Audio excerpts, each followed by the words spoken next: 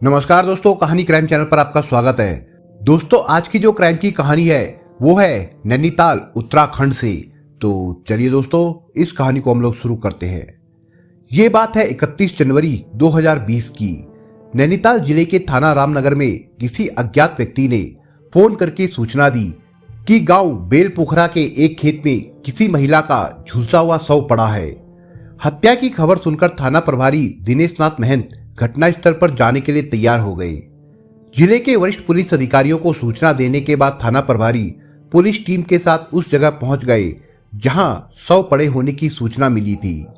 वहां पर आसपास के गांव के कई लोग जमा थे। थाना प्रभारी ने शव का मुआयना किया। वो इस हद तक जल चुका था कि उसे पहचानना मुश्किल था। ऐसा लग रहा था जैसे किसी ने युवती की हत्या कर शव पर जला हुआ मोबिल ऑयल डालकर जलाया है, क्योंकि वहां आसपास काले मोबिल ऑयल के छींटे पड़े थे। हत्यारे ने यह सब शव की पहचान मिटाने के लिए किया था।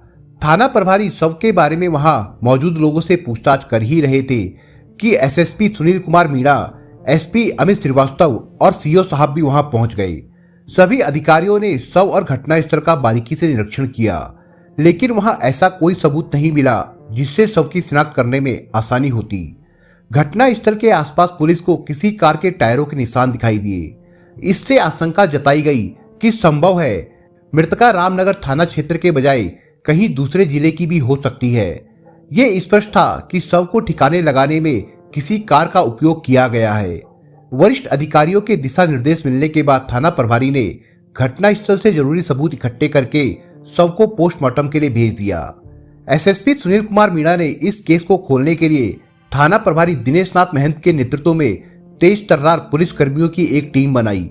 टीम के सामने समस्या ये थी कि इस केस की जांच कहां से शुरू की जाए, क्योंकि पुलिस को कहीं से कोई क्लू नहीं मिल रहा था। घटनास्थल के पास टायरों के निशान से किसी कार के वहां आने की संभावना थी। कार किसकी थी ये पता लगाना आसान नहीं था। अगले दिन थाना प्रभारी को मृतका की पोस्टमार्टम रिपोर्ट भी मिल गई। रिपोर्ट में बताया गया कि महिला की हत्या रस्सी जैसी किसी चीज से गला घोटकर की गई थी। थाना प्रभारी ने सबसे पहले नैनीताल जिले के सभी थानों से ये जानकारी हासिल की कि किसी थाना क्षेत्र की महिला की गुमशुदगी तो दर्ज नहीं है, लेकिन किसी थाने से किसी महिला की गुमशुदगी की कोई जानकारी नहीं मिली। इसके बाद पुलिस टीम ने जिले के अलग अलग थानों के आपराधिक प्रवृत्ति के 30 लोगों को पूछताछ के लिए उठाया। उन सभी से कई दिनों तक अलग अलग तरीके से पूछताछ की गई, लेकिन उनसे कोई भी ऐसी जानकारी नहीं मिली जिससे मरने वाली की पहचान हो सकती। पुलिस की एक टीम इस बात की जांच करने में जुट गई कि घटनास्थल तक किन किन रास्तों से होकर जाया जा सकता है। इसके बाद इसी टीम ने पता लगाना शुरू किया कि उन रास्तों पर सीसीटीवी कैमरे कहां कहां लगे हैं। इससे पुलिस ये पता लगाना चाहती थी कि घटनास्थल पर जो कार आई थी उसका नंबर क्या था। इस कवायद में पुलिस ने 110 सीसीटीवी कैमरों की फुटेज एकत्र कर ली। ये कैमरे चूना खान और कमोला धमोला मार्ग पर लगे थे। इसके बाद पुलिस टीम बड़े गौर से एक एक फुटेज को देखने लगी। एक फुटेज में 30-31 जनवरी की रात को तड़के के समय एक कार घटनास्थल बेलपोखरा गांव की तरफ आती दिखी। इसके 20 मिनट बाद वही कार वहां से जाती दिखी। ये कार शक के दायरे में आ गई, लेकिन उस फुटेज में कार का नंबर स्पष्ट दिखाई नहीं दे रहा था। अब सीसीटीवी फुटेज देखने वाली पुलिस टीम उस कार का पता लगाने में जी जान से जुट गई थी। कई फुटेज में उस कार का मूवमेंट दिखाई दिया। इसी दौरान एक कैमरे की फुटेज में उस कार की स्पष्ट फोटो दिखाई दी, जिससे पुलिस को कार का नंबर मिल गया। कार का पता लग जाने के बाद पुलिस टीम को सफलता की किरण नजर आने लगी। कार के नंबर से यह पता लगाना आसान था कि कार का मालिक कौन है। कार के नंबर के आधार पर पुलिस को यह जानकारी मिल गई कि कार नैनीताल जिले के ही चकलुआ गांव के रहने वाले रमनजीत सिंह की थी। ये जानकारी मिलते ही थाना प्रभारी दिनेश नाथ के नेतृत्व में पुलिस टीम चकलुआ गांव में रमनजीत के पास पहुंच गई। रमनजीत घर पर ही था। पूछताछ करने पर उसने बताया कि 30 जनवरी को उसकी कार उसका बहनोई कुलदीप सिंह मांगकर ले गया था। पुलिस ने 31 जनवरी 2020 को शव बरामद किया था और कुलदीप 30 जनवरी को कार मांगकर ले गया था। इससे यह पुष्टि हो गई कि महिला का शव ठिकाने लगाने में रमनजीत सिंह की कार का ही इस्तेमाल किया गया था। थाना प्रभारी को जांच सही दिशा में जाती दिखाई दी, क्योंकि जांच में कड़ियां जुड़ने लगी थी। देर किए बिना पुलिस धर्मपुर चूना खान में कुलदीप सिंह के यहाँ पहुंच गई, लेकिन वो घर पर नहीं मिला। क्योंकि कुलदीप से पूछताछ करनी जरूरी थी, लिहाजा थाना प्रभारी ने उसकी तलाश के लिए मुखबिर लगा दिए। कई दिनों की मशक्कत के बाद आखिर 11 फरवरी 2020 को पुलिस ने गडेरी नदी के पुल के पास से कुलदीप सिंह को हिरासत में ले लिया। थाने लाकर जब पुलिस ने उससे पूछताछ की तो उसने स्वीकार कर लिया कि वो शव दिल्ली में रहने वाले उसके दोस्त रविंद्र आहूजा की पत्नी अनीता का था। उसने और रविंदर ने योजना बनाकर उसे गला घोंटकर मारा था, फिर आग लगाकर शव जलाने की कोशिश की थी। कुलदीप से पूछताछ के बाद न सिर्फ मृतका की पहचान हुई, बल्कि हत्या आरोपियों का पता भी लग गया था, यानी कि यह केस पूरा खुल चुका था। पुलिस को अब रविंदर आहूजा को गिरफ्तार करना बाकी था। इसके लिए पुलिस ने कुलदीप से ही रविंदर आहूजा को फोन कराया। पुलिस के निर्देश पर उसने रविंदर को हरिद्वार के नजदीक मिलने को कहा। पुलिस कस्टडी में ही कुलदीप ने रविंदर को फोन करके कहा, अरे भाई रविंदर, हमारा काम बड़ी आसानी से निपट गया है। अब क्यों ना हम हरिद्वार जाकर गंगा में डुबकी लगा लें, कम से कम हमारे हाथों हुआ पाप तो धुल जाएगा। ठीक कह रहे हो कुलदीप, बताओ कब चलना है हरिद्वार? रविंदर आहूजा ने पूछा। कब क्या भाई, ऐसा करो आज ही आ जाओ। ऐसा करना, हरिद्वार के पास जो मोतीचूर रेलवे स्टेशन है, तुम वहीं उतर जाना, मैं तुम्हें वहीं मिलूंगा। वहां से हम हरिद्वार चलेंगे, कुलदीप ने कहा। मैं घर से अभी निकलता हूँ, मुझे जो भी ट्रेन मिलेगी बता दूंगा, मगर तुम तब तक स्टेशन पहुंच जरूर जाना, रविंदर ने कहा। चिंता मत करो, मैं वहीं मिलूंगा, कहकर कुलदीप ने कॉल डिस्कनेक्ट कर दी। दोस्त से बात करने के बाद रविंदर हरिद्वार जाने के लिए घर से निकल गया। इसके बाद वो दिल्ली से हरिद्वार की तरफ जाने वाली ट्रेन में बैठ गया। ये जानकारी उसने कुलदीप को भी फोन करके दे दी।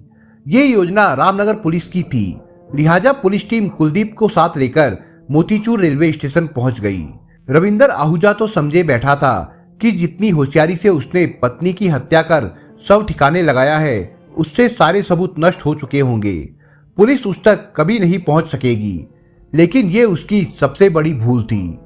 बहरहाल जैसे ही रविंदर आहूजा ट्रेन से मोतीचूर रेलवे स्टेशन पर उतरा तो पुलिस ने कुलदीप की शिनाख्त पर उसे हिरासत में ले लिया। पुलिस गिरफ्त में आते ही रविंदर समझ गया कि वो फंस चुका है। थाने में पहुंचने के बाद थाना प्रभारी ने उससे उसकी पत्नी अनीता के बारे में पूछताछ की तो रविंदर ने बताया कि उसकी पत्नी फिल्मों और नाटकों में अभिनय करती है, इसलिए वो 6 महीने की ट्रेनिंग के लिए मुंबई गई हुई है।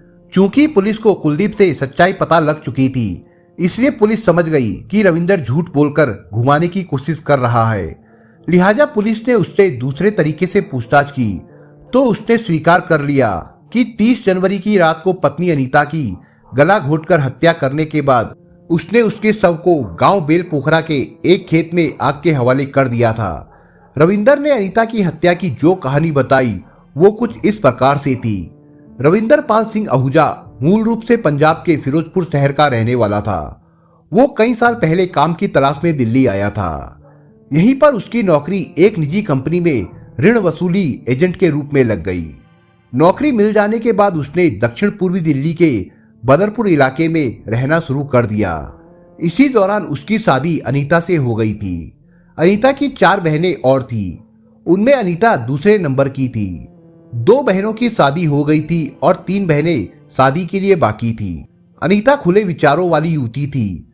इसके अलावा उसकी दिली इच्छा थी कि वो फिल्मी दुनिया के पर्दे पर पहुंचे। इसके लिए अनीता अपने स्तर पर प्रयास करती रहती थी। इसी दौरान अनीता एक ऐसी एजेंसी के संपर्क में आई जो बॉलीवुड फिल्मों और सीरियलों के लिए जूनियर आर्टिस्ट उपलब्ध कराती थी। उसी एजेंसी की वजह से अनीता को 1-2 फिल्मों और सीरियलों में भीड़ का हिस्सा बनने का मौका मिला। इससे अनीता बहुत खुश हुई। इसके बाद वो एजेंसी के माध्यम से खुद भी जूनियर आर्टिस्ट उपलब्ध कराने का धंधा करने लगी, जिससे उसे अच्छी खासी कमाई हो जाती थी। अनीता को आमदनी तो होने लगी, लेकिन वो एक बात से दुखी रहती थी कि शादी के कई साल बीत जाने के बाद भी वो मां नहीं बन सकी थी। रविंदर पाल पत्नी की इस पीड़ा को अच्छी तरह महसूस करता था। तब दोनों ने सहमति से एक बच्चे को गोद ले लिया। इससे परिवार में खुशी आ गई, लेकिन ये खुशी भी बहुत लंबे समय तक कायम नहीं रह सकी। वजह यह थी कि अनीता का व्यवहार पति के प्रति काफी बदल गया था। वो फोन पर पता नहीं किस किस से बातें करती रहती थी। रविंदर जब कभी भी उससे पूछता तो वो कह देती कि अपने कैरियर के लिए फिल्मी दुनिया से जुड़े लोगों से बातें करती हूँ। रविंदर को उसका हर समय फोन पर बात करना पसंद नहीं था, इसलिए उसने कह दिया कि वो इस काम को छोड़कर आराम से अपनी घर गृहस्थी पर ध्यान दे। लेकिन अनीता ने साफ कह दिया कि वो ऐसा नहीं करेगी। पत्नी की इस जिद पर रविंदर को गुस्सा आ गया। पत्नी की बातों और व्यवहार से रविंदर को शक था कि जरूर उसका किसी के साथ चक्कर चल रहा है। वो इस शक की पुष्टि करने के बारे में सोचने लगा, पर यह नहीं समझ पा रहा था कि कैसे पता लगाए। एक दिन उसके हाथ अनीता का फोन लग गया। सबसे पहले रविंदर ने व्हाट्सएप मैसेज देखे, तभी उसे एक नंबर ऐसा मिल गया जो कश्मीर के एक युवक का था। उस युवक से जो अश्लील मैसेज आदान प्रदान हुए थे, उन्हें देखकर वो चौंक गया। दोनों ने अपने कई तरह के फोटो भी शेयर किए थे। इससे रविंदर के मन में जो शक था वो सच में बदल गया। उसने तय कर लिया कि ऐसी बेवफा पत्नी को वो अपने साथ नहीं रख सकता, उसे इसकी सजा जरूर देगा। रविंदर ने एक दो बार उसे मारने का प्लान भी बनाया, लेकिन किसी वजह से सफल नहीं हो सका। रविंदर आहूजा का एक दोस्त था कुलदीप सिंह, जो उत्तराखंड के रामनगर कस्बे में रहता था। रविंदर और कुलदीप की दोस्ती एक कॉमन दोस्त उमेश के माध्यम से हुई थी। रविंदर ने कुलदीप से अपनी पत्नी की बेवफाई की बातें बताते हुए उसे ठिकाने लगाने में सहयोग की मांग की। दोस्ती की खातिर कुलदीप उसका साथ देने को तैयार हो गया। कुलदीप ने उसे सलाह दी कि वो किसी तरह पत्नी को रामनगर ले आए, फिर यहीं उसका काम तमाम कर देंगे। दोनों ने योजना बनाई कि हत्या के बाद उसके शव पर काला तिल डालकर आग लगा देंगे तो शव पूरी तरह से जल जाएगा। 24 जनवरी 2020 को रविंदर ने कुलदीप से कहा कि वो रस्सी, एक कार और 5-6 लीटर काले तेल का इंतजाम कर ले।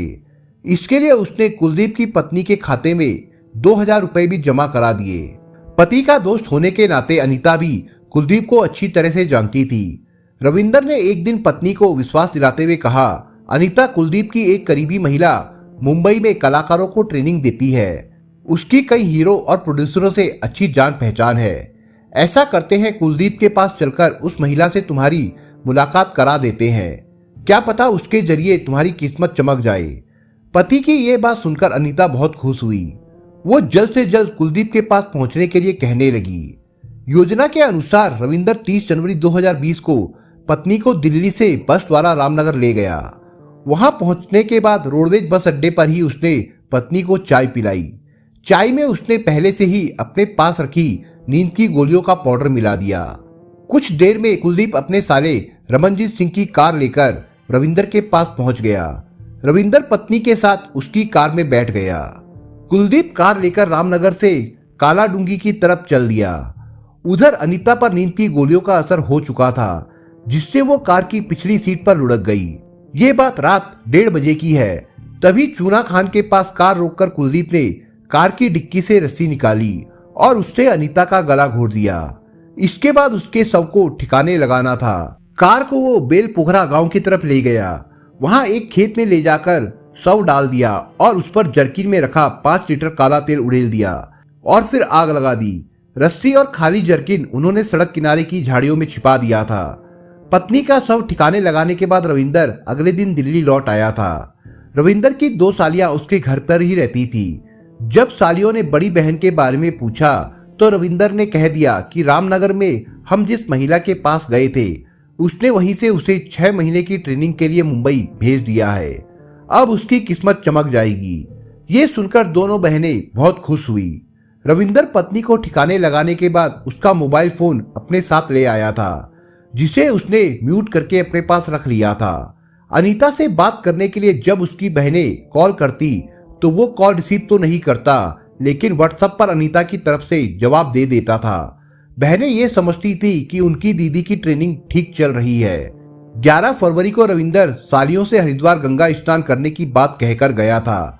जब वो घर नहीं लौटा तो एक साली ने रविंदर के मोबाइल पर फोन कर घर लौटने के बारे में पूछना चाहा, तो वो कॉल रामनगर थाने के एक पुलिसकर्मी ने रिसीव किया। उसी ने रविंदर को पत्नी की हत्या के आरोप में गिरफ्तार करने की जानकारी दी। बहन अनीता की हत्या की बात सुनकर दोनों बहनें दहाड़ मारकर रोने लगी। इसके बाद अन्य लोगों को सच्चाई पता चली। हत्या के दोनों आरोपियों कुलदीप सिंह और रविंदर पाल सिंह आहूजा की निशानदेही पर पुलिस ने हत्या में प्रयुक्त रस्सी, काले तेल की जर्किन और हत्या के समय पहने हुए उनके कपड़े भी बरामद कर लिए। पूछताछ करने के बाद पुलिस ने उन्हें न्यायालय में पेश किया, जहां से दोनों को जेल भेज दिया गया। दोस्तों, इस कहानी के बारे में आपके विचार क्या है, हमें कमेंट बॉक्स में जरूर बताएं। और दोस्तों, अगर आपको हमारा काम पसंद आया हो तो वीडियो को लाइक शेयर जरूर करिए। और अगर आपने अभी तक चैनल को सब्सक्राइब नहीं किया हो तो जाने से पहले चैनल को सब्सक्राइब जरूर करिए दोस्तों। धन्यवाद।